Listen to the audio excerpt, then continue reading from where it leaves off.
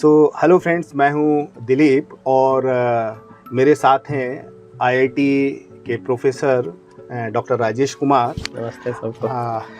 नमस्कार। और आज का ये जो कार्यक्रम है हमारे रेडियो इप्सा 91.2 एफएम के लिए बहुत ही महत्वपूर्ण है, क्योंकि ये हमारे श्रोता और दर्शक दोनों के लिए एक इस तरह का प्रोग्राम आ रहा है जिसमें लैंग्वेज के बारे में बहुत सारा डिफरेंट कंटेंट आपको सुनने को मिलेगा, देखने को मिलेगा। डॉक्टर साहब नमस्कार। नमस्ते। नमस्ते। और रेडियो इप्सा 91.2 एफएम हमेशा जो कम्युनिटी के ऐसे कंटेंट के बारे में जागृत रहता है या कार्य करता रहता है जो यूथ के लिए कुछ एक नया कलेवर मिले। एंड उसमें भी जो है हमने देखा है कि यूथ, आज का जो यूथ है वो लैंग्वेज के प्रति बहुत ज़्यादा आकर्षित है। तो हमारे आज के इस प्रोग्राम में डॉक्टर राजेश कुमार जो हैं ये एक पोएट हैं और स्पेशल जो इनका ये है कि ये साइंटिफिक कविताएं लिखते हैं, जो बहुत ही रेयर कवि, आई थिंक मैंने तो अभी तक नहीं सुना है।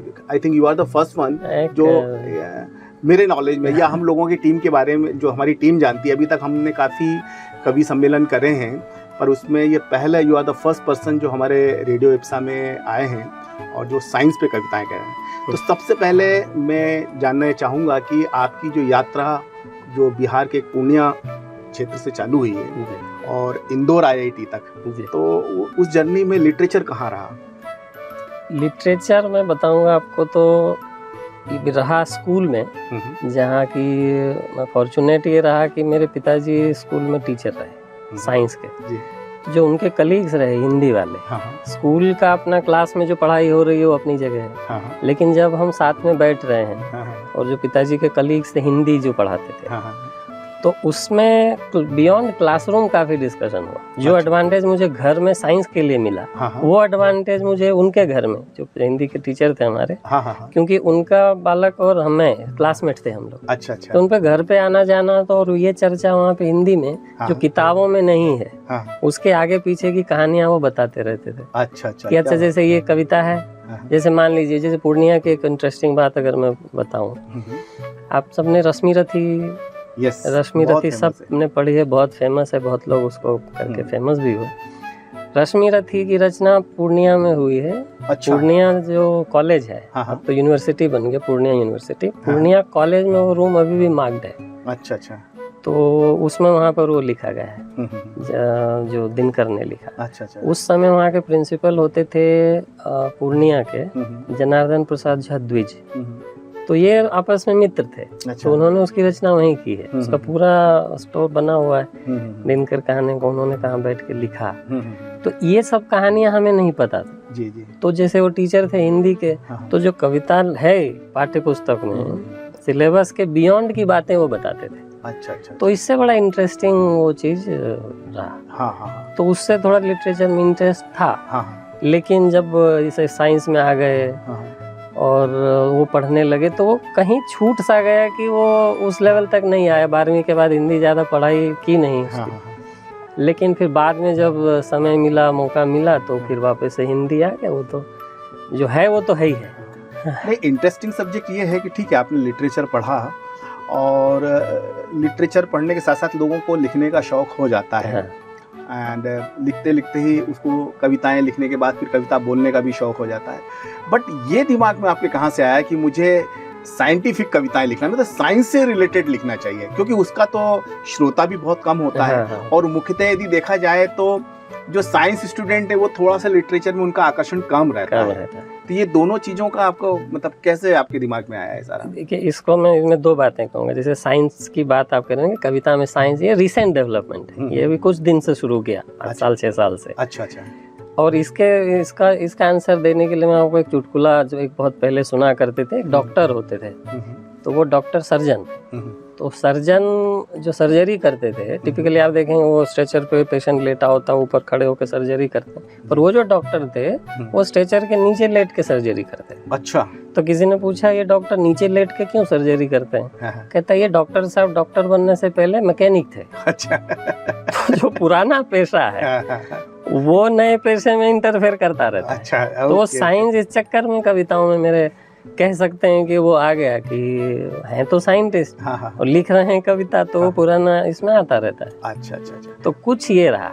फिर उसमें जब एक तरह से प्रयोग, मेरा जो मेरी वाइफ का भाई है वो हिंदी में एमए है। अच्छा। तो जैसे कभी कुछ कविताएं मैंने उसको सुनाई तो कहता ये बड़ी प्रयोगवादी कविताएं, ये वादिया वगैरह में कि कौन सा वाद क्या है वो मैं नहीं ज़्यादा समझता था, पर वो कहते थे ये प्रयोगवादी कविताएं। तो उससे थोड़ा प्रोत्साहन मिला कि हाँ ठीक है, इसको थोड़ा आगे बढ़ाया जाए। फिर स्टूडेंट्स को सुनाया तो उनको भी अच्छा लगा, हाँ ये नया है, जैसा आपने कहा ना कि ये नया है। तो इस चक्कर में मैं उसमें विज्ञान और इसमें। तो आपने सबसे पहले ये एक साइंटिफिक कविता कब लिखी? साइंटिफिक कविता यहीं लिखी है। अच्छा, जैसे क्या होता है इंदौर आईआईटी में क्या लिखा, क्योंकि जैसे स्टूडेंट्स के फेयरवेल होते हैं, स्टूडेंट जब आते हैं तो उनका वेलकम होता है, फ्रेशर होता है, फिर वो होता है, तो उसमें बताते थे कि आप कुछ कविताएं पढ़िए। तो नॉर्मली कविताएं जो सब हैं वो पढ़ते ही थे लोग। मैंने कहा इसमें कुछ, क्योंकि मेरे पास उस समय वही ऑडियंस थी कि ये साइंस वाले हैं या इंजीनियरिंग वाले हैं। अब इनको भी आप अगर श्रृंगार के अलावा उनको कुछ समझ में नहीं आता, श्रृंगार भी कितना समझ आता नहीं पता, पर मैंने कहा अच्छा साइंस इनको थोड़ी बहुत समझ में आएगी। तो वहाँ से थोड़ा थोड़ा मैंने साइंस की चीज़ें उसमें लगा, और पहली बार साइंस पे पूरी एक मुक्तक मैंने लिख के उनको सुनाया तो वो बड़ा उनको पसंद आया। अच्छा अच्छा, अच्छा। हाँ। तो हमारे श्रोताओं को भी आप जो है वो थोड़ा सा इनफैक्ट कवि सम्मेलन में सुनाया था तो उसके काफ़ी व्यूज़ भी मिले। तो मैं आपको पहली जो साइंस की मैंने लिखी वो ही मैं सुना देता हूँ। जी बिल्कुल। कुछ टर्म्स इसमें है वो आप लोग भी समझ जाएंगे। कविता ऐसे है, क्वांटम की थ्योरियों से सराबोर हो गए। क्या बात है। फर्मी डिराक बोर पढ़ के बोर हो गए। बहुत बढ़िया। फर्मी डिराक बोर पढ़ के बोर हो गए। न्यूटन बेचारे सर पकड़ के सोच रहे ये। न्यूटन बेचारे सर पकड़ के सोच रहे ये। 133 पास्कल कैसे टॉर हो गए। बहुत बढ़िया। क्योंकि न्यूटन जो है वो यूनिट है बल का। सही बात है। और पास्कल जो है वो पास्कल भी प्रेशर का यूनिट है। Yes yes. टॉर भी ये उसका है, उसी का। यस। और टॉर भी साइंटिस्ट का नाम है, टॉरिसेली। पास्कल भी साइंटिस्ट का नाम है। तो 133 पास्कल का एक टॉरिसेली टॉर होता है। तब ये साइंटिस्ट वो 133 ये मिलेंगे तो एक टॉर हो जाएगा। बिल्कुल सही बात। इस तरह से यूनिट भी याद रहता है। कितने टॉर का कितना हुआ। तो इस तरह से मैं मेरे श्रोताओं को एक बार ये थोड़ा सा रिमाइंड करना चाहता हूँ, जो साइंस के स्टूडेंट हैं तो मोस्टली जितने भी साइंटिस्ट रहे हैं जिन्होंने कोई ना कोई थ्योरी दी है या डिस्कवरी की है, तो उन्होंने यूनिट का नाम मुख्यतः अपने नाम पे ही रखा है। ये एक बड़ा मतलब स्पेशल अटेंशन वाली बात है कि हमारी चीज़ों को हम कैसे प्रोपोगेट करते हैं। Am I right? अब आप सही कह रहे हैं। इसमें वैज्ञानिकों की गलती नहीं मैं मानता। ये कवियों से सीखा होगा। आप तुलसी के सारे दोहे देखिए, आप कबीर के, और कबीरा कहे कबीर सुनो भाई साधु। चाहे रहीम के देह देखिए, रहीमन निजमन की व्यथा, तो वो अपना नाम डालते हैं। तो इसमें वैज्ञानिकों पे ऐसे मतलब प्रभाव रहा है। प्रभाव बिल्कुल रहा होगा। आजकल है कि नाम लिखा नीचे कविता लिखी, पहले कविताओं में ही नाम डालते थे। तो आप उस कविता को पूरी कर दीजिए। सॉरी है ना मेरे इंटरप्शन। कविता 4 लाइन का मुक्तक था। वो 4 लाइन का मुक्तक था, वो इतना ही था। अच्छा। इनफैक्ट उसी को थोड़ा आगे बढ़ाया, जैसे यूनिट कन्वर्जन पे मुझे किसी ने कहा सर ये यूनिट कन्वर्जन पे आप एक थोड़ा सा और आप इस पर और लिखिए। तो इसको और एक और को मैंने डालते हुए बीच में एक और कविता इसी पर लिखी थी। अच्छा। कि एक बालक आया। बालक ने कहा सर जी एक मसला हो गया। मैंने दिया जवाब खत्म मसला हो गया। क्या बात है। जो भी कहा 133 पास्कल का टॉर होता है। 10,000 गॉस का एक टेस्ला हो गया। क्या बात है। टेस्ला जानते हैं वो। और गॉस एक उसी का भी साइंटिस्ट के नाम है, गॉस और टेस्ला। कार के अलावा भी टेस्ला वो साइंटिस्ट हुए हैं। आइंस्टाइन की माने तो आइंस्टाइन से बड़े साइंटिस्ट टेस्ला हुए। आइंस्टाइन का कहना। किसी ने आइंस्टाइन को पूछा कि सबसे बड़ा साइंटिस्ट हो के आपको कैसा लगता है। कहता वो मैं कैसे बताऊँ, तो टेस्ला को पूछो। क्योंकि वो बड़े हैं। तो ये 10,000 गॉस का एक टेस्ला होता है, उस पर ये मैंने कविता लिखी। अच्छा। तो इस तरह की कविताएं मैं लिखता रहा। 4-4 लाइन के ऐसे मुक्तक लिखे। अच्छा। फिर बच्चों की डिमांड के हिसाब से भी मैंने थोड़ा थोड़ा लिखा, हाँ हाँ। तो वैसे चलता रहा। तो इसके अलावा और कोई कविता जो है वो? कविता अगर आपके गाने की एक पैरोडी है वो हाँ। शायद लोगों को अच्छी लगे। बिल्कुल बिल्कुल। रिसेंट जो ज़्यादा प्रसिद्ध जो गाना आया अभी, हाँ। कैसे एग्जैक्ट बोल मुझे नहीं आता था, लोकल लैंग्वेज वाले मुझे लोग क्षमा करेंगे। वो एक गाना आया था ना, कोका कोका कोका करते कुरकुर मंडी चुस्तारू, उसी पे मैंने एक कविता लिखी। हाँ। जैसे बच्चे आते हैं ना 12वीं के बाद वो, तो उस पर मैंने इसी गाने में उसको पिरोने के लिए की मैंने कोशिश की। इंटीग्रेशन डिफरेंशिएशन सब आप लोग जानते हो, तो उसमें मैंने लिखा इंटीग्रेशन करते करते हो जाए डिफरेंशिएशन, चार्ज बैलेंसिंग को देखें या न्यूटन का एक्शन रिएक्शन। क्या बात है। डीजल भी बिजली भाप से चलने वाले हैं कितने इंजन, ये सब टेंशन छोटे मोटे भारी भरकम ये टेंशन, थ्योरी मारेगा या प्रैक्टिकल मारेगा भैया। तो ये ऐसे गाने के हिसाब से बच्चे बोलते हैं वैसा आप करिए, यूनिट कन्वर्जन पे करिए। तो कविताएं ऐसे फिर लिखनी पड़ती है। कि बच्चे अगर कहें कि सर आप सुनाइए कुछ, तो तैयार रखना पड़ता है थोड़ा। सही बात। तो अभी लेटेस्ट आपने यदि कुछ लिखी हो तो? लेटेस्ट रिसेंटली ही लिखा था। वो एक जो बहुत फेमस था कुमार विश्वास के धुन पे। तो उस हिसाब से, और कुछ जो बैक बेंचर्स होते हैं उनकी पीड़ा बहुत कम लोग समझते हैं, तो उस इन सब को जोड़ते हुए मैंने बताया था। और शुरू में जो फर्स्ट ईयर में आते हैं बच्चे, उनको लैंग्वेज की भी बड़ी प्रॉब्लम होती है। अच्छा, ओके। तो पहले अचानक से वो घर्षण समझते हैं, फिर आकर के वो फ्रिक्शन पे आ जाते हैं। अच्छा, घर्षण से फ्रिक्शन। तो इन सब को जोड़ते हुए मैंने कविता लिखी। कोई घर्षण समझता है, कोई फ्रिक्शन समझता है। अब लैंग्वेज के हिसाब से दोनों शब्द बड़े महत्वपूर्ण हैं। बहुत महत्वपूर्ण। क्योंकि एक साइंटिस्ट जो साइंस का जो स्टूडेंट है वो फ्रिक्शन को अलग लेगा, और एक जो लैंग्वेज का स्टूडेंट है वो फ्रिक्शन को अलग लेगा। बिल्कुल, कैसा फ्रिक्शन है, इसे ऐसे सारे वर्ड, इम्पैक्ट है कि वो टक्कर है, क्या इम्पैक्ट है, कि क्या है, वजन वाला इम्पैक्ट है, इस बात का इम्पैक्ट। तो कंटेक्स्ट में तो रखना पड़ेगा सब चीज को। मैं मेरे श्रोताओं को बता दूं कि जो साइंस में जो फ्रिक्शन होता है उसका अर्थ होता है रोकना, ठीक है ना। और इन जनरल लैंग्वेज में जो फ्रिक्शन होता है उसका अर्थ होता है दूरियां, डिफरेंस बढ़ना। बिल्कुल, हाँ। तो ये कविता, तो ये कंफ्यूजन तो आप जब बोलते होंगे तो आपको लगता है कि मन में आता होगा ना कि भाई मैं ये बोल रहा हूँ तो कुछ तो साइंस के स्टूडेंट्स हैं और कुछ जो है आर्ट या फाइन आर्ट के स्टूडेंट होंगे, तो कुछ लिटरेचर के होंगे। बिल्कुल, तो लिटरेचर वाले तो फ्रिक्शन अलग ले लेंगे ना। लिटरेचर वाले फ्रिक्शन लेंगे, वो अब ये अपने विवेक पर है उनके। अच्छा। कि आप किस जगह पर किस चीज का क्या मतलब आपको उठाना है वहाँ से। तो ऐसा एब्सोल्यूट तो कुछ भी नहीं रहेगा उसमें, है ना।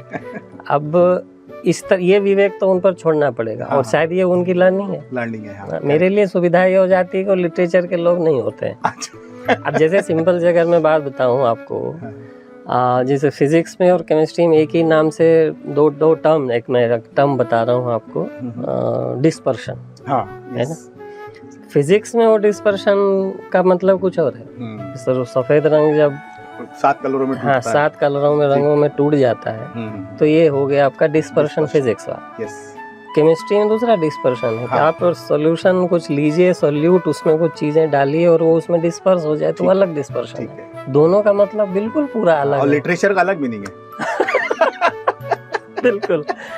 तो अलग अलग आप उस हिसाब से आप अगर लेंगे तो फिर वो ये विवेक तो वहाँ छोड़ना ही पड़ेगा। और ये शब्द की देखिए, एक मैं थोड़ी सी बताऊँ आपको, ये शब्द की मर्यादा है। जैसे मैं अगर आपको एग्जाम्पल दूँ, जिसने किसी को अगर पूछा जाए कि आम का स्वाद कैसा है, तो आप क्या टिपिकली बताएंगे? मीठा है, यही बताएंगे। और आप पूछेंगे चीनी का स्वाद कैसा है, तो चीनी का कैसा स्वाद है, वो भी मीठा है। अगर लिखना हो किसी के लिए तो आप चीनी को मीठा ही बोलेंगे, शहद को क्या लिखेंगे, मीठा ही लिखेंगे। गुड़ को भी मीठा लिखेंगे। शहद, गुड़, चीनी, आम, सबके लिए मीठा आएगा स्वाद, लेकिन सबका स्वाद एक है क्या? नहीं है। तो इस शब्द की मर्यादा है। यस, वेरी नाइस, बहुत ही अच्छा। मीठा है लेकिन सबका स्वाद अलग है। जब तक वो खाएगा नहीं तब तक सबकी मिठास अलग है।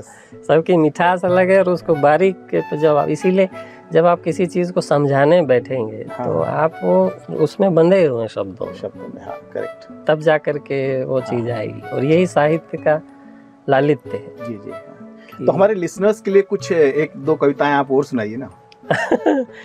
हमारे लिखे हुए तो इसी को पूरा कर देता हूँ। हाँ, इसको कर दीजिए पूरा। कोई घर्षण समझता है, कोई फ्रिक्शन समझता है, क्या बात। मगर न्यूटन की सब बातें तो बस न्यूटन समझता है। बहुत खूब। रहे हैं बैक बेंचर हम, हमारा भाईचारा है। क्या बात है। मैं तेरी टेंशन समझता हूँ, तू मेरी टेंशन। क्या बात है। बहुत ही बढ़िया।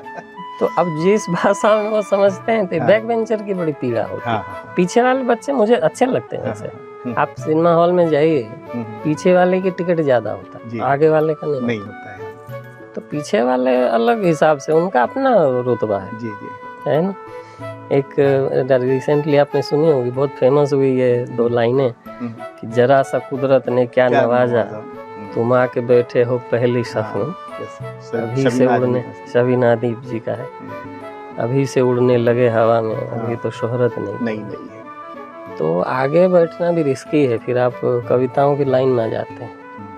तो थोड़ा सा पीछे भी रहे। जो कुछ नेक्स्ट कविता इसकी जो है आगे, ज्यादातर मेरी 4-4 लाइनों की ही कविताएं मिलेंगी, साइंस से रिलेटेड मुक्तक ही मैंने लिखा। पर अगर मुझे मेरा दायरा आप विज्ञान से अलग करें तो मैं आपको कुछ और भी सुना सकता हूँ। तो अभी हम थोड़ा सा एक ब्रेक लेंगे। तब तक के लिए मेरे श्रोताओं से जो है अनुरोध है कि आप बने रहिए। बस कुछ ही देर में हम इस प्रोग्राम को वापस कंटिन्यू करेंगे।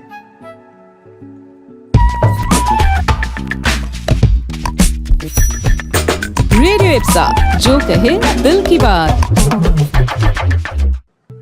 साथियों, ब्रेक के बाद एक बार फिर मेरे साथ हैं इंदौर IIT के प्रोफेसर डॉक्टर राजेश कुमार, जो साइंटिफिक कविताएं बोलते हैं and he is very famous for this. तो हम अब अपने श्रोताओं के लिए उनसे इसी तरह की कविताएं और भी सुनेंगे। सो डॉक्टर साहब, आप हमारे प्रोग्राम को कंटिन्यू रखते हुए कुछ बढ़िया जो कविताएं जिसको आपको लगता है कि सुनाना चाहिए आप। ठीक है। जो सबसे मैं जरूर विज्ञान के हो या नहीं हो, कंसेप्ट हो जो जानते ही हैं, जैसे न्यूटन का ये ओम का नियम जानते हैं।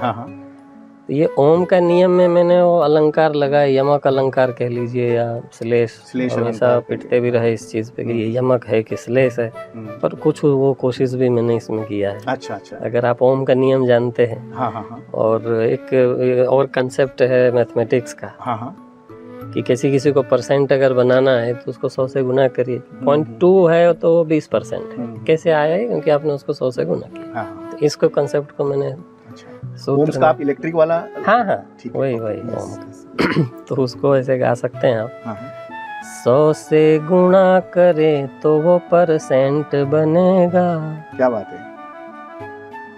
बेस फैट मिल के डिटर्जेंट बनेगा। जो डिटर्जेंट अपनी सफाई का, तो बेस और फैट के रिएक्शन से बनता है। 100 से गुणा करें तो वो परसेंट बनेगा। बेस फैट मिल के डिटर्जेंट बनेगा। क्या बात है। 100 से गुणा करें तो वो परसेंट बनेगा। बेस फैट मिल के डिटर्जेंट बनेगा। ओम सेम गर हो तो कहते हैं ओम ये, अगर रेजिस्टेंस सेम रहा, ओम सेम गर हो तो कहते हैं ओम ये। क्या बात है। वोल्ट बढ़ाओगे तो करंट बढ़ेगा। क्या बात है, बहुत बढ़िया। वोल्ट बढ़ाओगे तो करंट बढ़ेगा। तो इसमें ओम का नियम भी आ गया, परसेंट भी आ गया और केमिस्ट्री भी आ गया। एक ही बड़ी इंटरेस्टिंग चीज निकल के आ रही है कि मुझे लगता है कि ये साइंस को पढ़ाने का एक बहुत ही बढ़िया तरीका भी हो सकता है, यदि आप इस पर सोचना कि यदि हम इन चीज़ों को इस कविताओं के माध्यम से कर दें तो बहुत ही इजी हो जाएगा, बहुत आसान तरीका मुझे तो लग रहा है। हाँ, इसमें पढ़ाने के तरीके में कम से कम अट्रैक्ट करना आसान हो जाएगा जी।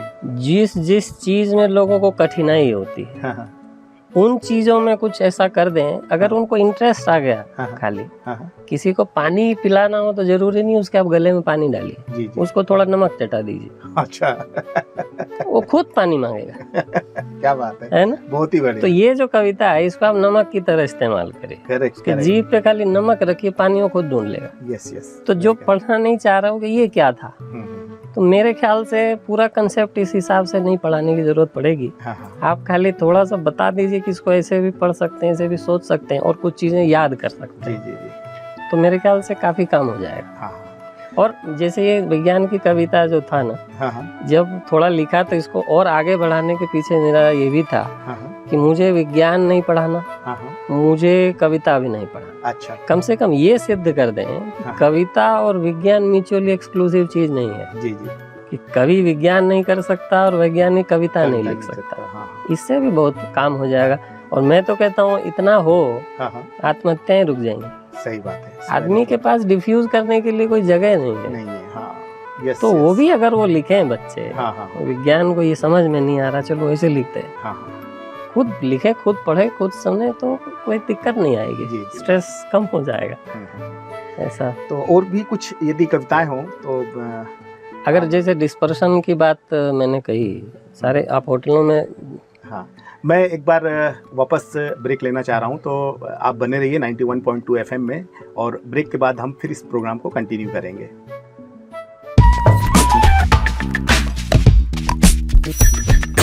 रेडियो इप्सा, जो कहे दिल की बात। ब्रेक के बाद एक बार फिर मैं हूँ, मेरे साथ डॉक्टर राजेश कुमार जो IIT प्रोफेसर हैं, वो हमारे प्रोग्राम को हम कंटिन्यू करते हुए। डॉक्टर साहब एक बार आप फिर अपनी कविताओं को कंटिन्यू करिए। अभी थोड़ी देर पहले हमने डिस्पर्शन की बात की जी। प्रिज्म में कैसा होता है, उस पर एक कविता है मेरी। जैसे अब होटलों में आप जाए तो चादर सफ़ेद रहते हैं सारे, रंगीन आपको नहीं मिलेगा, उनको ब्लीच से साफ करते हैं, तो वो भी इसमें कंसेप्ट है। तो प्रिज्म से आपके कैसे होता है, तो वो मैं बता रहा हूँ आपको। श्वेत वर्ण प्रिज्म में विलीन हो गए, क्या बात है। श्वेत वर्ण प्रिज्म में विलीन हो गए, इंद्रधनुष की तरह रंगीन हो गए। बहुत खूब। श्वेत वर्ण प्रिज्म में विलीन हो गए, इंद्रधनुष की तरह रंगीन हो गए।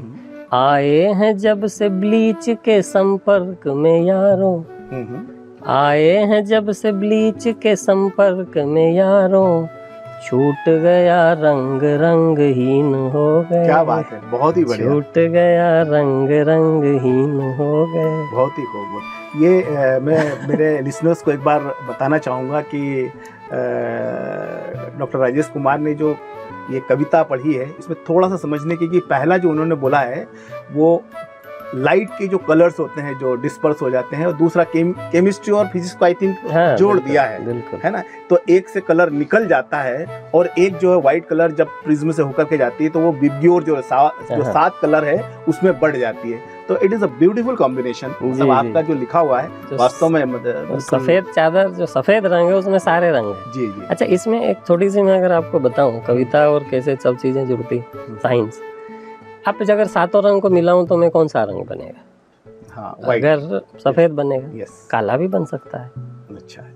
आप जैसे प्रिंटर है, हाँ, इसमें काला बनेगा कब? जब आप अलग कॉम्बिनेशन। यस। तो अगर रंग वाले रंग सारे मिलेंगे तो सफेद बन जाएगा। यस। अगर पिक्सल वाले सारे मिलेंगे तो काला बन जाएगा। क्या बात है। ये तो मैं इसको कहता हूँ, ये जो है ये विज्ञान का एक होली है, एक दिवाली है। अच्छा अच्छा अच्छा, अच्छा। दीपावली में सारे रंग अगर 3 मान लीजिए आप, हरे नीले और पीले, हरे नीले और लाल, हाँ, ये तीनों मिले सफेद हो जाएगा, दिवाली के रंग हैं। होली के रंग में जो तीनों मिला देंगे तो काला बन जाएगा। क्या बात। तो होली और दिवाली में ये विज्ञान आप समझिए ऐसे कॉम्प्लीमेंट्री कलर एक कंसेप्ट आता है साइंस में। ये 3 कॉम्प्लीमेंट्री कलर मिलकर के या तो सफेद बनेगा या काला बनेगा। हाँ। जो प्रिंटर्स हैं उसके 3 कलर होते हैं, सियान, मैजेंटा और येलो। जी जी। और जो फोटोन वाले लाइट वाले हैं वो होते हैं नीले, हरे और लाल। तो ये 3 मिलके सफेद बनेगा और जो सियान मैजेंटा और येलो है ये मिल करके काला बनेगा। काला बनेगा, सही बात है। तो ये होली है, एक दिवाली है। हाँ हाँ, तो इस तरह के कंसेप्ट है। Correct correct. सो डॉक्टर साहब, आप कुछ कविताएं और भी जो है हमारे श्रोताओं को आप सुना रहे हैं? अगर शुरुआत तो मेरी कविताओं की बिना मतलब विज्ञान से नहीं हुई की थी मैंने, ओके। जो नॉर्मल ऐसे लिखा था। हाँ हाँ तो उसमें कुछ कुछ परिस्थिति के हिसाब से भी लिखा, आपको पसंद आए। जी। जैसे आप समझिए, आप इसमें थोड़ी सी बारीकी लगेगी, इसमें बहुत मज़ा नहीं आएगा क्योंकि मज़े के लिए लिखी भी नहीं गई है। ये है कि नमक लिए खड़ा है, उसे जाने क्या चाहिए। नमक लिए खड़ा है, उसे जाने क्या चाहिए। पूछा तो कहा बस एक जख्म हरा चाहिए। क्या बात है, बहुत खूब। नमक लिए खड़ा है, जाने उसे क्या चाहिए। जी पूछा तो कहा बस एक जख्म हरा चाहिए। जी। मजमूने खत फैली है शहर में खबर बनके। मजमूने खत फैली है शहर में खबर बनके। बावला अब कहता है लिफाफा चाहिए। क्या बात है, क्या बात है, बहुत खूब, बहुत बढ़िया। इसी की 2 लाइन आती है जो दोस्ती के ऊपर है। हाँ, एक बार फिर मैं ब्रेक लेना चाहूँगा और मेरे लिसनर्स को कुछ ही पल के बाद हम लोग फिर लौटेंगे। सो जब तक के लिए आप बने रहिए 91.2 FM में।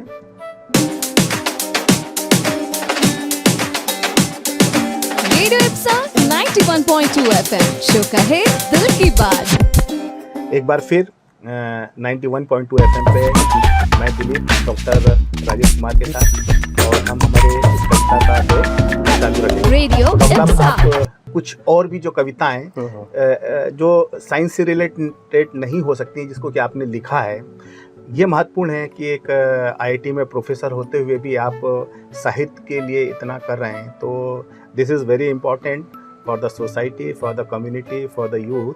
और हम चाहेंगे कि कुछ अच्छी दूसरी कविताएं भी जो हैं उसको आप हमारे श्रोताओं के लिए, दर्शकों के लिए सुनाएं। ठीक है, कुछ चीज़ ऐसी जो शायद लोग काफ़ी श्रोता आपके जोड़ पाएंगे, वो मुझे भी काफ़ी पसंद है क्योंकि इसी परिस्थितियों से हम सब गुजरे हुए होते हैं। 4 लाइनें मैंने लिखी थी एक समय पे। आपके सबके जीवन में ऐसे लोग होंगे। हाँ।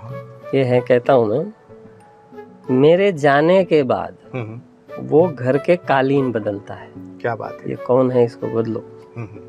मेरे जाने के बाद वो घर के कालीन बदलता है। बहरूपिया नहीं है मगर चेहरे हसीन बदलता है। क्या बात है, क्या मेरे जाने के बाद हाँ। वो घर के कालीन बदलता है। हाँ। बहरूपिया नहीं है हाँ। मगर चेहरे हसीन बदलता है। वाह। कभी इसमें, कभी उसमें, कभी किसी और में होगा। यही वो सांप है जो आस्तीन बदलता है। क्या बात है, क्या बात है, बहुत खूब। यही वो सांप है जो आस्तीन बदलता है। आपको मिल जाएंगे जी। तो एक ये जो मैंने साइंस से अलग लिखा। हाँ। और जो पिछली, इससे पहले मैं आपको सुना रहा था, उसमें भी कुछ, जैसे आपके दोस्त होते हैं, उसके बाद एक दोस्ती का अलग लेवल आपका आता है, वो श्रृंगार वाले, ताकि वो लोग भी नहीं अछूते रह जाएं। तो उसके लिए भी मैं आपको कुछ इसमें सुनाता हूँ। कहते हैं, शराबे चश्म पाने को खाली जाम रखा कर। शराबे चश्म पाने को खाली जाम रखा कर। नूरे नजर से मिल तो ये इंतजाम रखा कर। नूरे नजर से मिल तो ये इंतजाम रखा कर। बेशक जुबां कर देंगे अपना काम मगर। अच्छा। बेशक जुबां कर देंगे अपना काम मगर जी। नजरों के लिए भी तो बाकी कुछ काम रहने दे। क्या बात है, बहुत खूब, बहुत खूब। शराबे चश्म पाने को खाली जाम रखा कर। बहुत ही बढ़िया। सो डॉक्टर साहब, ये तो आपकी कुछ कविताओं से रिलेटेड हुई है, मगर जो है हम इसी प्रोग्राम को और कंटिन्यू रखते हुए मैं एक बार फिर एक छोटा सा ब्रेक लेना चाहूँगा। और ब्रेक के बाद जो है हम हमारा नेक्स्ट जो है इसी प्रोग्राम को कंटिन्यू रखेंगे। तब तक के लिए आप बने रहिए 91.2 FM पर। रेडियो इप्सा, जो कहे दिल की बात। एक बार फिर हम ब्रेक के बाद अपने प्रोग्राम को कंटिन्यू करते हैं। डॉक्टर साहब, अब जो थोड़ा सा आउट ऑफ वे जाकर के प्रोग्राम को मैं आपसे कुछ जानना चाहता हूँ, because you are from the Bihar, तो वहाँ पर एक जो लिटरेचर, चूँकि वहाँ का काफ़ी इनरिच है, भोजपुरी और मैथिल दोनों की बात होती है, उसमें थोड़ा सा आप चूँकि अभी साहित्य से संबंधित हैं और आपने वहाँ स्टडी भी की हुई है, आपको क्या लगता है दोनों लैंग्वेज के बारे में? और मैथिल को बहुत कम लोग जानते हैं, जबकि मुझे लगता है कि साहित्य का एक बड़ा जो रूप है वो मैथिल में ही बिहार में बसता है। हाँ, बिल्कुल। देखिए, मैथिली की, आपने सही कहा कि मैथिली की चर्चा काफ़ी कम होती है।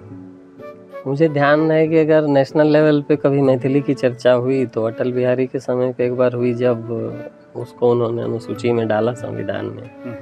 काफ़ी कि ये भाषा है, काफ़ी रिच है। अगर लोग नाम नहीं जानते होंगे तो एक कवि हुए हैं मिथिला से, विद्यापति। ओके, आप कभी सर्च करिए, उनकी एक से एक कहानियाँ, कविताएं, श्लोक और भजन आपको मिलेंगे। और हमने वो पढ़ा है, हमने वो मैथिली में पढ़ा, हिंदी में भी पढ़ा, कवि विद्यापति। आप, मेरे ख्याल से, मैं श्योर नहीं हूँ, शायद दरभंगा का जो एयरपोर्ट है वो विद्यापति के नाम पर है। ओके, अच्छा। तो वो काफ़ी, वो भक्तिकाल और इस तरह की कविताएं वो उन्होंने लिखा, संस्कृत में भी लिखा, मैथिली में तो लिखा ही लिखा। और उसकी कविताएं आपको बहुत मिलेंगी। यूट्यूब पर विद्यापति के नाम से सर्च करेंगे, विद्यापति भजन। तो मैं वो मिस करता हूँ। और भोजपुरी में भी आपको, अगर मैं बताऊं दर्शकों को, अगर जब श्रोताओं को नहीं पता है, भोजपुरी गाने जो है, आज अगर मैं कहूँ भोजपुरी गाना, तो कुछ फूहड़ टाइप का उनके दिमाग में आएगा। लेकिन भोजपुरी गाने मोहम्मद रफ़ी ने भी गाए।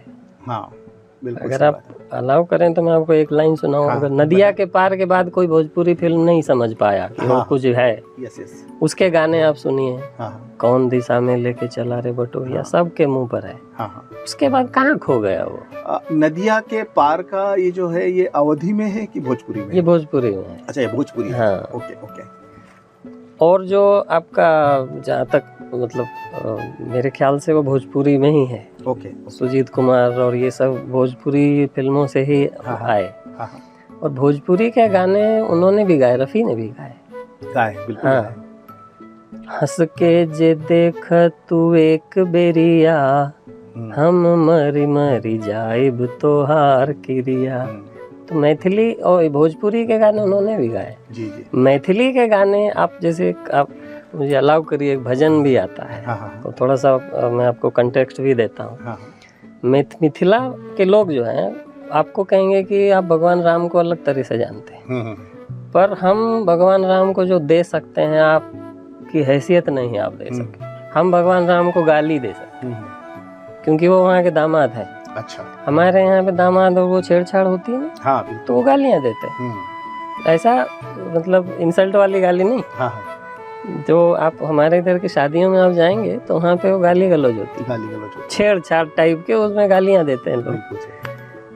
तो वो कहते हम तो राम को वो भी दे सकते हैं, जो प्रेम है। वो दामाद हैं हमारे, मिथिला के वो दामाद हैं, जनक नंदिनी के। वो मिथिला जो वर्ड आता है जानकी, हाँ, जो जानकी है जनकपुर के। जैसे शारदा सिन्हा को सब जानते होंगे। शारदा सिन्हा का एक गाना है, उसमें ये आता है गाली। बहुत लोगों को अजीब लग सकता है कि ये गाली कैसे दे सकते हैं। तो वो भजन, वो उनका गाना है, आप लोग इस कीवर्ड से सर्च करिएगा, आपको मिलेगा। राम जी से पूछे जनकपुर के नारी, बता द बबुआ, लोगवा देत काहे गारी, बता द बबुआ। ये गाली क्यों दे रहे हैं? गाली क्यों दे रहे हैं? तो वो संबंध वहाँ का ऐसा है। आप नहीं सोच सकते। बिल्कुल सही बात। अब जैसे मिथिला की मैंने गाने की बात कही, तो वहाँ पे अब अच्छा से देखिए आप, जैसे जीजा जी आते हैं तो आप कैसी बातें करते हैं। वो तो कुछ जो है जनकपुर की लड़कियाँ, राम जी हैं, लक्ष्मण जी हैं, उनको रिक्वेस्ट कर रही हैं कि आप यहीं रहिए। तो एक भोजपुरी मैथिली का गाना है, आप लोग सर्च करिएगा, मन प्रसन्न हो जाएगा आपका सुन के। मतलब भले ही समझ में ना आए, लेकिन आनंद आएगा। आप कहें तो मैं गा के सुनाऊं। कहते हैं, ए पहुना एही मिथिले में रहूना। क्या बात पहुना मतलब अरे जीजा जी। है।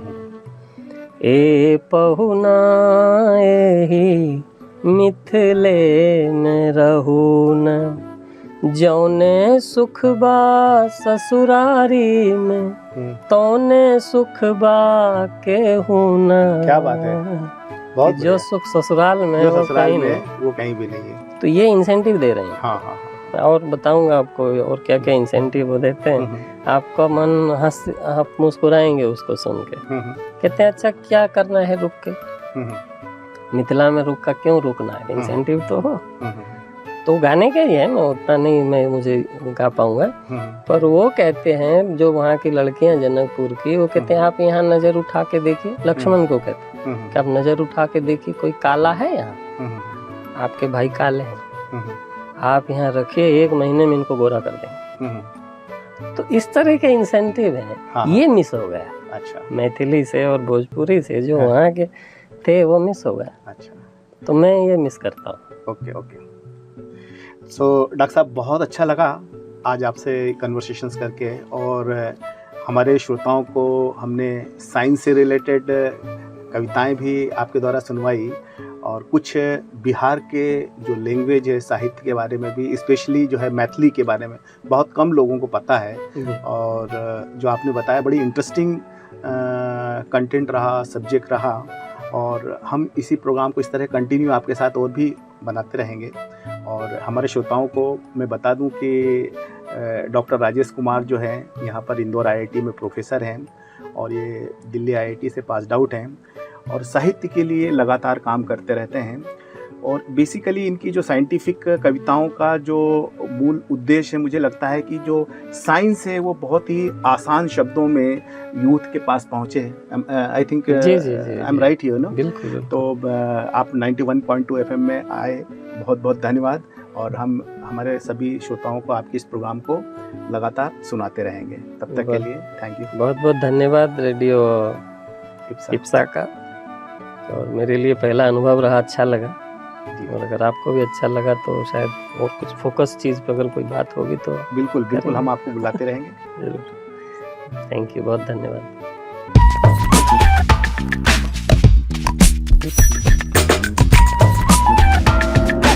रेडियो इप्सा।